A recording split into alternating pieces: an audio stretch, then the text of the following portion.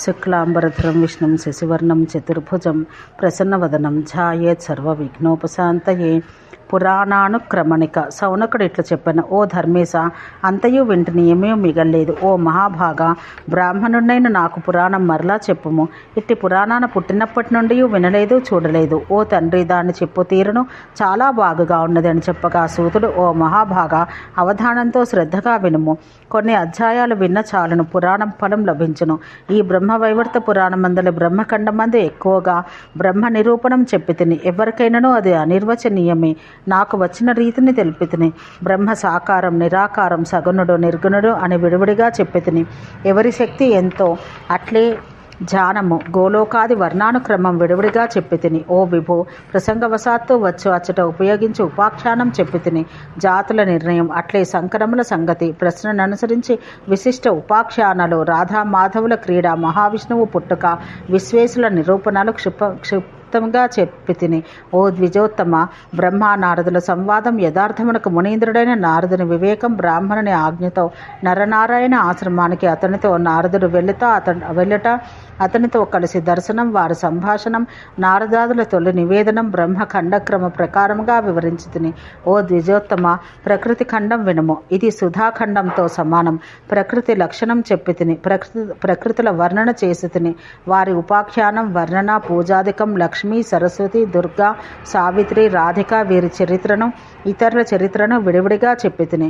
మహాలక్ష్మి ఉపాఖ్యానం, అట్లే సరస్వతి ఉపాఖ్యానం, అపూర్వమైన రాధిక ఆఖ్యానం, సావిత్రి కథను, యముడు, సావిత్రి వీరి సంవాదం, సత్యవంతుని ప్రాణమును ఇచ్చుట తెలిపితిని. కుందల వర్ణన, వాణి లక్షణము, జీవుల కర్మ విపాకం, భోగముల నిర్ణయం పురాణాల్లో చాలా రహస్యమైనవి. అపూర్వమైనదైన రాధికా ఉపాఖ్యానం, సుయజ్ఞుని రాజేంద్రుని పరమాద్భుత చరిత్రను, అద్భుతమైన తులసి కథను, మహేశ శంఖచూడుల సంవాదం, వారి మహాయుద్ధం, తులసి కృష్ణుల సంవాదం, వారి సంభోగం, శంఖచూడుని మరణం, శ్రీరాముని శాపమోక్షణం చెప్పాను. ఇంకను దేవతలకు పదప్రాప్తి, వారి బాధలు పోవుట, జీవులకు మోక్షమునకు బీజమును, ఇష్టమైన గంగా ఉపాఖ్యానం, మిక్కిలి ఆనందాన్ని పెంచు మనస కథ, స్వాహాస్వధల కథ, ఇంకను ఇతరమైన వారిని తెలిపితిని. చెప్పడి దానిలో వినవారి ప్రశ్నను అనుసరించి ప్రాసంగిక కథ తెలిపితిని. ఇది ప్రకృతి ఖండం. గణపతి ఖండం వినుము. అది చాలా రమ్యమైనది, మధురమైనది, అడుగడుగునా రుచికరమైనది, చెవులకు ఇంపై, పురాణాలలో చాలా గోప్యమైనది, చాలా రమ్యమైనది, నిత్యనూతనమైనది. ఈ ఉపాఖ్యానం చాలా దుర్లభమైనది, శ్రోతలకు మిక్కలి ప్రీతిని చేయనది. పార్వతీ పరమేశుల పరమైన క్రీడని తొలుత వారి క్రీడాభంగం, పిదప స్కందని ఉత్పత్తి, పిదప పార్వతిని సంతోషపెట్టుట, ఆమె అభిమానం తొలగించుట చెప్పితిని.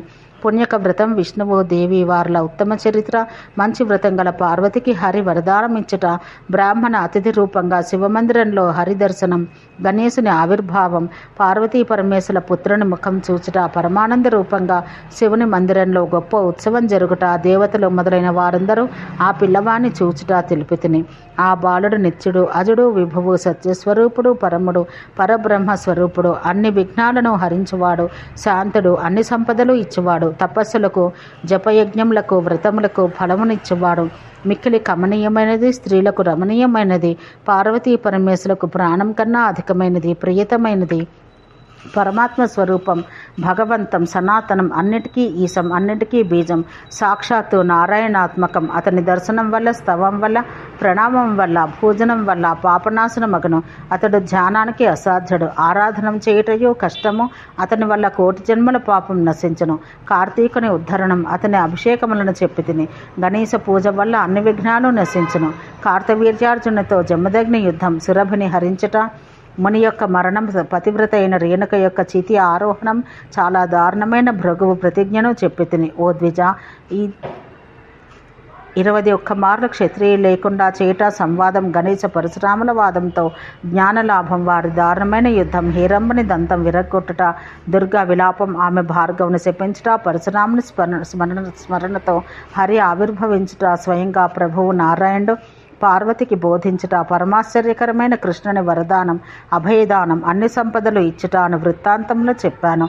అతడు 21 మార్లు రాజులను చంపాను. ఓ విప్ర, భృగుని వల్ల భూమి యొక్క భారం హరించుట జరిగింది.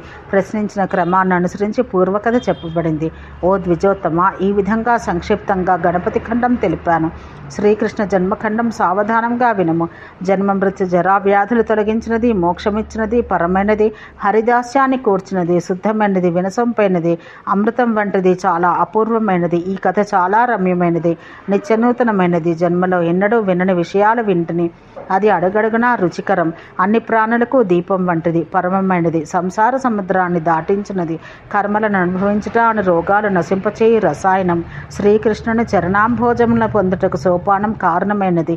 ఓ ద్విజ, దారుణమైన శ్రీరామ రాధ వీరుల కలహ వర్ణనం, వారి శాప వృత్తాంతాలు చెప్పుట అను వృత్తాంతాలపై వారిని విడిచిపెట్టుట చెప్పి తిని, బ్రహ్మ ప్రార్థించిన తర్వాతనే భూమిపై హరి అవతారం, పరమాద్భుతమైన శ్రీకృష్ణ జన్మఖండాన్ని తెలిపి తిని, వసుదేవుని మందిరంలో హరిజన్మ, కంసులను రాక్షసుని భయంతోనే హరి గోకులానికి వెళ్ళట, శ్రీరాముని శాప కారణంగా వృషభాన్ని సుతగా రాధ జననాన్ని చెప్పి తిని, గోకులంలో పరమాత్మ యొక్క బాలక్రీడా వర్ణన, దైత్యాదులను హరి చంపుట, గర్గుడు వచ్చుట, హరికి శుభమైన అన్నప్రాసన, పూతన వధ, క్షణంలో శకటుని భంజించుట, శ్రీకృష్ణుని బంధన మోక్షణం, యమలుడు అర్జునులను భజించుట, నోటిలో ముల్లోకాలు చూపుట, గోవత్సని హరించుట, గోవత్సంలో నిర్వాణం చేయుట, చూసి బ్రహ్మ హరిని స్తుతించుట, గోకులాన్ని త్వరగా విడిచి పుణ్యమైన బృందావన వనమునకు వెళ్ళుట, కొడుకుతో పాటు భయంతో నందుడు వెళ్ళుట అను వృత్తాంతాలు చెప్పి తిని, పరమాద్భుతమైన బృందావన నిర్మాణం, పిల్లలతో పాటు హరి ఆటలాడుట, హరి బ్రాహ్మణ స్త్రీల మంచి మంచి ఆహారం తినుట, వారికి వరమిచ్చుట, ప్రాక్తన బంధముగా నిరూపించుట, క్రతువుల వర్ణన, వస్త్రాపహరణ, కృష్ణుడే గోపికలకు వరదానం ఇచ్చుట చెప్పి తిని. ఓ ద్విజ, కాత్యాయని వ్రతం, శ్రీ దుర్గా పూజనం, యమున ఒడ్డియందు గోపికలకు పార్వతి వరమిచ్చుట, తాళఫలంలో భక్షణం, శక్రుని ఆ యాగము నశింప చేయుట, రాధాకృష్ణుల విరహం, తిరిగి రాధతో కృష్ణుడు కలియుట తెలిపి తిని, గోపికల క్రీడను, కృష్ణుని వక్షంలో రాధిక ఉన్న విషయం, రాపానుని గృహమందు ఛాయ ఉండుట, ఇదంతా హరిమాయ అని తెలిపి తిని, రాసమండలమందు అతన్ని ఉంచుకొని షోడశ విధ శృంగారాలు ఆచరించుట, రాధతో కూడా హరి కాననంలో అంతర్ధానం అందుట, ఆమెతో కలిసి మలయానికి వచ్చుట చెప్పి తిని, ఆ నిర్జనంలో రాధామాధవుల సంవాదం ఏర్పడింది. ఓ ముని, గోపికలకు కలిగిన నానా విధాలైన కైవల్యాన్ని, తిరిగి పుణ్యమైన బృందావనానికి వచ్చుట, శ్రీకృష్ణుని దర్శనం, గోపికల ఆనందాన్ని పెంచుట, అతడు జలంలో స్థలంలో చేసిన అనేక విధాలైన క్రీడలను, గోపికల సౌభాగ్యాన్ని, విశేషమైన రాధా సౌభాగ్యాన్ని విస్తరంగా వివరించితిని. ఆ సౌందర్యం చాలా రమ్యమైనది, నిత్యనూతనమైనది. ఆకాశమందున్న దేవతల చూచుటను, రాసమండలమందు దేవేర్ల మనస్సు స్ఖలించుటయు, దేవేర్ల అంశగా జన్మనందుట. ఓ ద్విజ, అక్రూరుడు వచ్చుట, గోపికల విలాపం, అక్రూరుని భయపెట్టుట, ఇదంతయు క్రమంగా తెలిపితిని. విష్ణువు మధురకు వచ్చుట, గోకుల వాసుల శోకం, రాధిక యొక్క విరహజ్వాలల సమూహం అంతటినీ తగిన విధంగా వివరించాను. అక్రూరునికి యమున ఒడ్డున తన మూర్తిని చూపుట, మధురలో ప్రవేశం, రజకుని చంపుట, కుబ్జతో సంభోగం, ఆమెకు మోక్షం ఇచ్చుట, కువిందుని అనుగ్రహించుట, మాలాకారునికి మోక్షం, శివుని ధనస్సు విరుచుట, ఏనుగులను చంపుట, సభలో ప్రవేశించుట, అనేక రూపాలు ప్రదర్శించుట, కంసను చంపుట, అతని బంధువులు ఏడ్చుట అనే విషయాలు చెప్పి తిని, శాస్త్ర ప్రకారం అతన్ని ఊర్ధ్వదైహిక క్రియలు చేయుట, అతని తండ్రి రాజగుట, నందుని దుఃఖం, పరమద్భుతమైన అతని స్తోత్రం, నిర్జనమైన చోట తండ్రి కొడుకుడైన వారి సంవాదం, విభువు నందునికి ఉత్తమమైన ఆధ్యాత్మిక జ్ఞానం ఇచ్చుట, మునులు వెళ్ళిపోవుట, ధాన్య ఉపాఖ్యానం, చాలా దుర్లభమైన దాన్ని తెలిపితిని. నిర్జనమైన రాధ ఉన్న ప్రదేశానికి ఉద్ధవుడు వచ్చుట, వారి సంవాదంలో శుభావహమైన జ్ఞానం, గురుని గృహమందు కృష్ణునికి యజ్ఞోపవీతం వేయుట, విద్యనిచ్చుటను ఇదివరలోనే తన గురువుకు మృతపుత్రుని తెచ్చి ఇచ్చనని తెలిపితిని.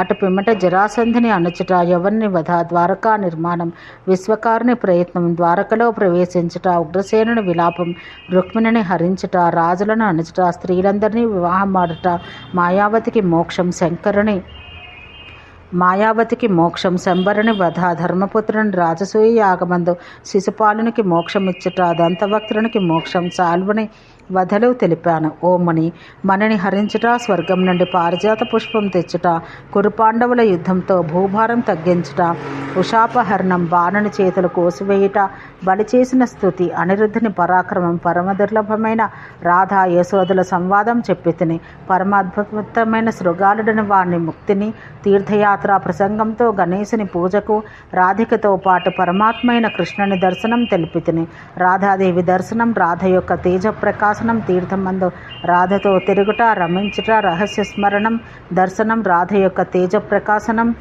నీకు చెప్పి తిని. ఓ సౌనక, బ్రహ్మశాపంతో యదువంశీయుల నాశనం, పాండవుల మోక్షం, హరితన స్థానానికి వెళ్ళట, నారదుని వివాహం, వహ్ని సువర్ణంల ఉత్పత్తి, ఇవన్నీ మరలా సంక్షిప్తంగా తెలిపాను. ఓ మహాభాగ, బ్రహ్మవైవర్త పురాణం 4 భాగములు. ఓ మునిశ్రేష్ఠ, ఇక ముందు ఏమి వినదలుచుతివి అని అడిగాను. ఓం శాంతి శాంతి శాంతి.